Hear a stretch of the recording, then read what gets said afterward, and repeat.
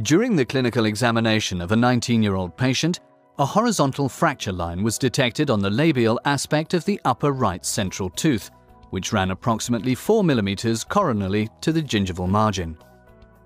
The mesiodistal width was 1 mm less than tooth 21. The gingival zenith for teeth 11 and 21 were at the same level. A sufficient root canal filling on tooth 11 was visible on the radiograph. The shade selection is performed at the beginning of the case by the dental technician using a standardized shade guide. An impression for the provisional restoration is prepared using an A-silicon putty soft material. Both putty components are kneaded homogeneously together and placed into the single-use impression tray, which was pre-coated with tray adhesive. The impression is then taken.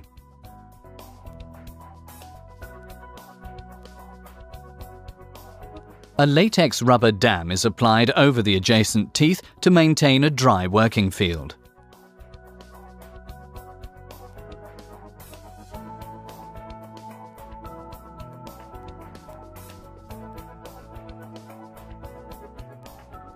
The old non-aesthetic restoration is removed completely using a 125 micrometer diamond instrument until the pulp chamber is exposed.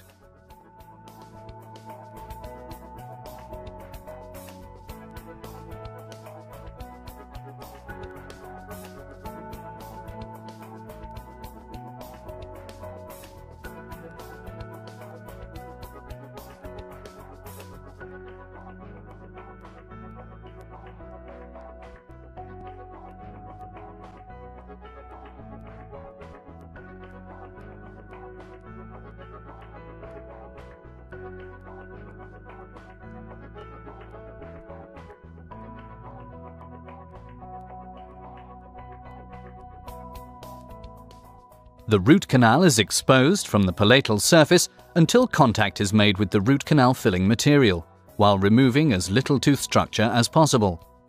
The appropriate diameter and length of the post can be determined using a radiograph. It is important that a sufficient wall thickness of at least 1 mm is preserved to prevent the risk of a perforation or weakening of the root.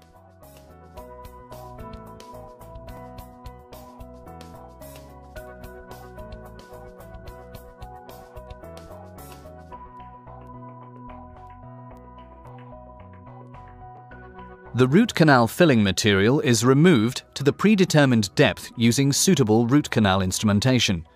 At least 4 to 5 mm of root canal filling should remain intact for an apical seal.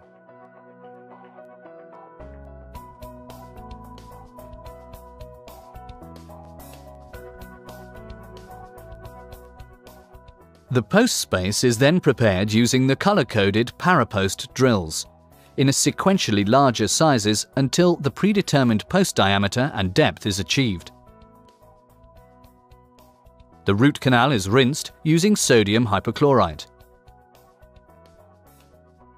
The corresponding light-transmitting glass fiber reinforced Parapost fiber Lux post is trial-seated and inspected for proper fit inside the root canal. The post length can be shortened as needed based on the clinical situation.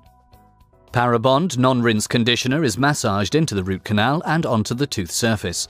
Excess conditioner is removed using a paper point and dried afterwards using a gentle stream of air. The mixed Parabond adhesive is applied directly into the root canal and onto the tooth structure.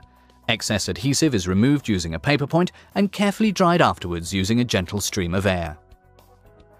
The convenient curved root canal mixing tip allows Paracore to be applied directly into the root canal. The untreated post is coated with Paracore and cemented into the root canal. Since Paracore is dual cured, the curing light can be transmitted through the glass fiber post, reaching the Paracore material in the apex to accelerate the curing process. Without any further delay, the core buildup can be fabricated. The non-slumping consistency of Paracore allows for free hand modeling of the core buildup and direct application onto the prepared tooth structure and retention head of the root canal post. The core buildup is light cured afterwards for 20 seconds per side. An intraoperative radiograph is taken showing the glass fibre post cemented in place. The defect on the cervical margin is prepared using rotary instrumentation, while preserving as much tooth structure as possible.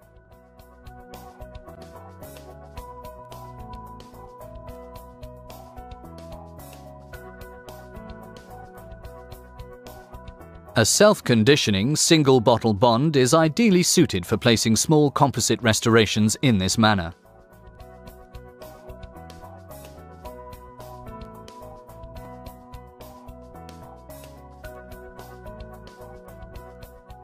A small increment of composite is applied, sculpted and polymerized.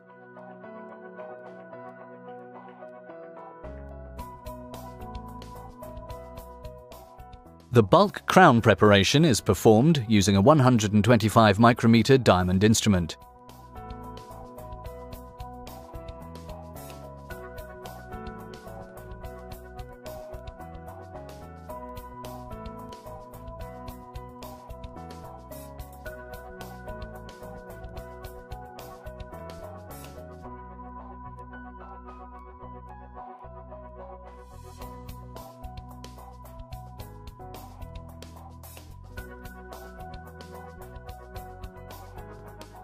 In order to protect the gingival tissue during the crown preparation, a thin retraction cord is placed into the sulcus.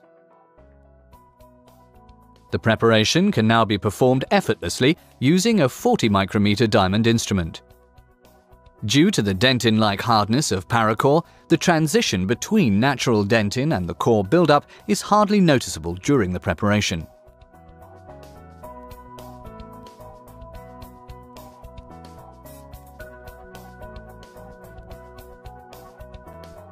Atraumatic compression of the gingival tissue is performed before the final impression is taken using a suitable retraction cord such as Comprecord, with a stable structure and a high absorption capacity. Application of a multi-component bonding system such as ART bond before the final impression seals the dentin tubuli and increases the retention of the restoration. Dr. Paul describes this as the dual bonding technique. The oxygen inhibition layer must be removed afterwards, leaving no residue. Using the convenient microsystem dispenser, the wash material is easily applied directly into the mouth. Filling of the tray and syringing the wash material should be completed simultaneously. The one-step putty wash impression is performed using a Finis heavy body and a Finis Precious light body. This precision impression material distinguishes itself by its easy readability of detail thanks to its silver pigmentation. After isolation of the preparation with Vaseline, the provisional restoration is fabricated using Cooltemp Natural. The material reaches an elastic consistency after a short duration of time in the mouth and can be easily removed from the mouth together with the preliminary impression. The unfinished provisional restoration is positioned again onto the preparation to check its fit. The inhibition layer is removed using alcohol. Excess material is removed afterwards using rotary instrumentation. The occlusion is checked and all unnecessary contact points are removed completely.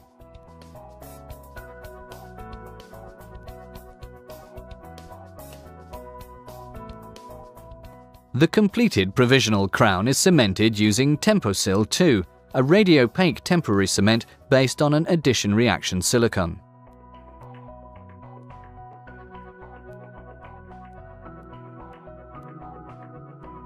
After a short setting time, excess material is removed. The provisional crown is carefully removed and the preparation is cleaned using a fluoride-free cleaning paste.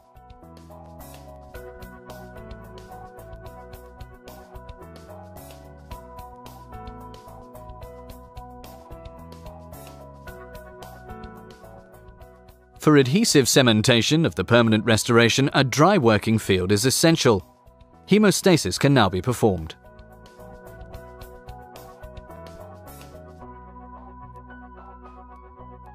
Atraumatic compression of the gingival tissue is performed using Comprecord.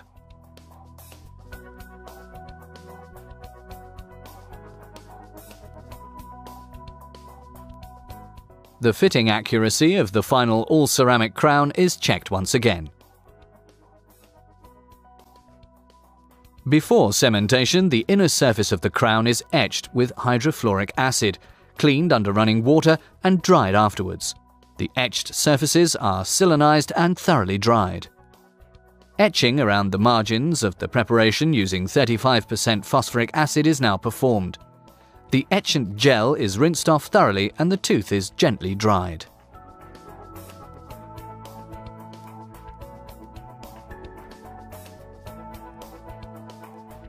Reapplication of Parabond adhesive shortly before the final cementation significantly increases the retention of the Paracore cement.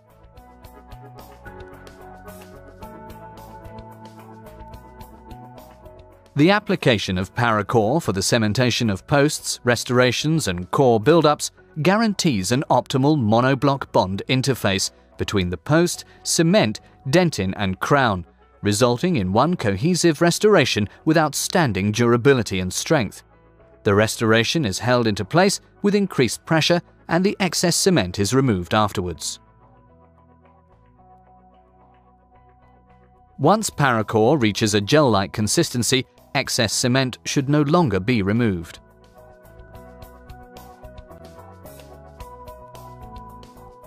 Residual excess cement and the retraction cord are removed using a scaler after the cement has completely cured.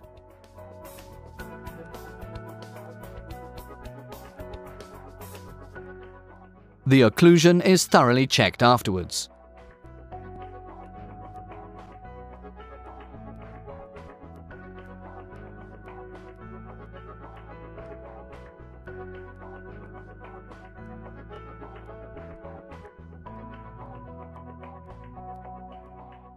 High contact points are removed and the surface is polished to a high glossy finish.